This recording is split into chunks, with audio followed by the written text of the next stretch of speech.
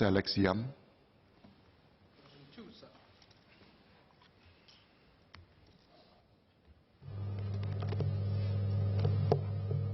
Mr. Speaker, sir, with your permission, I'd like to take questions 2, 3, and 4 together.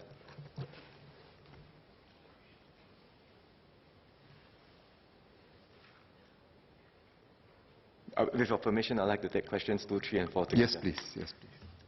Sir, the Urban Redevelopment Authority, URA, conducted a public consultation exercise on short-term accommodation, or STA, from 16 April to 31st of May 2018. Many respondents supported the need for regulations on STA, given that STA can cause negative externalities to other residents. The key concerns raised include safety, security, and privacy, as well as abuse of common property. Many also supported regulating STA platform operators, for example, through a licensing framework. One of the proposals was to require the Management Corporation of a strata-titled residential development to obtain the support of at least 80% of the share value in the development before STA can be permitted in any residential unit. The intent is to give homeowners a say in whether or not to allow STA in their development. And there was mixed response to this proposal. Some respondents felt that an 80% threshold would be unfair to the minority who do not support STA but have to accept the presence of STA guests in their developments. On the other hand, there were some who felt that an 80% threshold was too high and that it would be difficult to obtain sufficient votes in support of STA among homeowners. So URA is now in the process of carefully studying all the feedback that we have received, and we will do so before deciding on how to take this issue forward, including how to structure the final regulatory approach and whether there is a need for any legislative amendments. Our engineer, Dr. Lee Biwa, asked about the impact of legalizing STA on the hospitality industry. In fact, this is indeed something we had considered very carefully. The proposed regulatory framework for STA includes controls which are similar to those imposed on the hospitality industry. For example, under our proposed safeguards, STA hosts must collect and record the personal details of their guests and comply with fire safety regulations like the provision of fire extinguishers in their units. We have also proposed licensing platform operators so that they can help to ensure that STA activities do not cause problems for other residents. So the intent is to provide a more level playing field between the STA sector and the hospitality industry. But as I mentioned, these are proposals that we have put out. We have done one round of consultation, received feedback. There are mixed views, so URA is studying the matter very carefully to see what's the best way forward. And even as we do so, even as we consider the deliberations very carefully, I would emphasize that the minimum stay duration of 3 consecutive months for private residential properties still applies, and URA will take enforcement action against those who breach this rule. Mr. Alex Yam and Mr. Melvin Yong asked about the number of such cases. From 2015 to 2017, URA received 1,808 reports of unauthorized STA in private residential units. In the same period, HDB received 390 reports of STA in HDB flats. The time taken by URA and HDB to investigate a report of unauthorized STA depends on the circumstances of each case. Conducting ground inspections and interviews to obtain evidence of an offence can take up to several months in some instances. However, if the party making the report is able to provide details and documentary evidence of the suspected offence, investigations can be completed more expeditiously.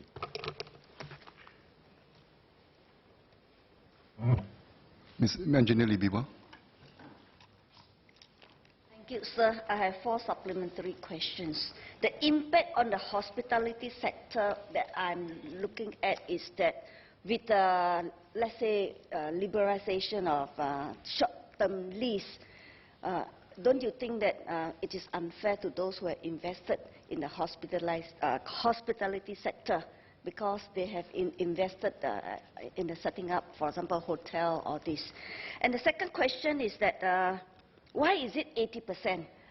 Because condominium, a lot of them, they buy, for those who want to stay inside there, there'll be adversely affected. I would think that for existing condominium, it should be 100%. And third question, a lot of the residents think that if we allow short-term lease, it will drive up the rental cost. And hence, it will have chain effect, it will drive up the cost of living. So what is the take on, of Minister on this?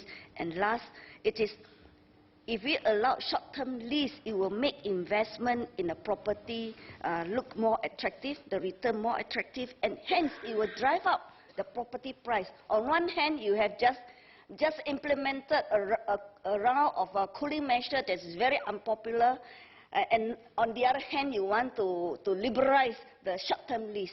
Thank you.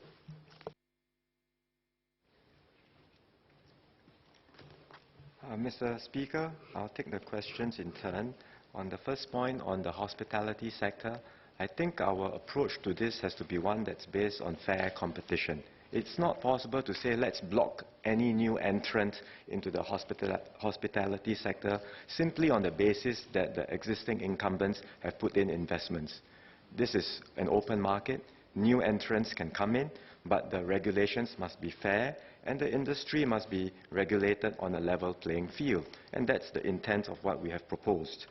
On the thresholds, as I said, there were mixed views from the consultations, so we are going to review what is the right way forward and what's the best way to ensure that all property owners do have a say in deciding on the appropriate use of their development. On the impact on rental and the property market, I think the members' views are well taken. We have seen this and we have studied this phenomenon in other property markets as well, where indeed short-term accommodations have put upward pressure on rentals and on property prices. So we are mindful that this may have an impact, and that's why, as I said earlier, we are not rushing to make changes. We are studying the matter very carefully. We are looking at deliberate, if and when we choose to do so, we will make sure that there are indeed appropriate safeguards. Sir Alex Yam. Thank you, Mr. Speaker. Just two clarifications to seek from the Minister. The Honourable Member, Dr. Lee Bee Wah, and myself had raised the question on how the short-term lease websites that are currently operating, are there any plans to police them or to regulate them before the new regulations come into place? The second is that the Minister mentioned earlier the number of cases under URA and HDB. They come close to a total of about 2,200 cases. Of these reports, how many have actually proceeded to prosecution?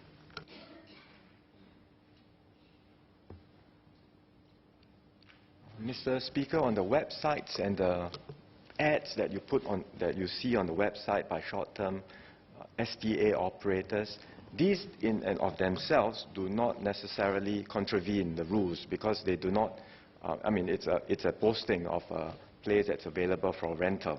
They do not indicate time frame, right? So the postings themselves do not indicate, may not necessarily contravene the rules, and even if we were to block the websites, I'm sure there will be different ways in which these advertisements can be put out. So I think the key is not so much the postings or the websites, but the actual activities, the SDA activities that are undertaken, and if URA knows of any such activities, they will take follow-up action and enforcement action. I mentioned the number of cases. For all of them, enforcement notices will be issued. A good majority of them would then stop and immediately comply with the enforcement notice. But should there be cases that continue or there are egregious cases, then indeed URA will work with AGC on prosecution. There has already been one, and we will see if there are others if they were to come in the subsequent months. Mr. Melvin Yong. Thank the Minister for the answer. In fact, I think out of the 1,000 cases, a significant number would be from my constituency. I just did a quick check at one of the websites, and I tried to put a 5 days request, and it turns out 196 listings just within a small area of Novena and Orchard. So I think a common complaint from my residents is that URA is indeed taking too long to investigate the complaints and to take enforcement actions to stop the illegal short-term home rentals.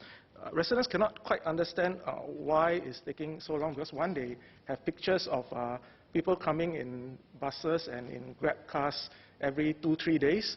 In fact, during my house visit, they can even tell me, which are the units, and when I go and knock on the door, yes, indeed, sometimes different residents come to talk to me.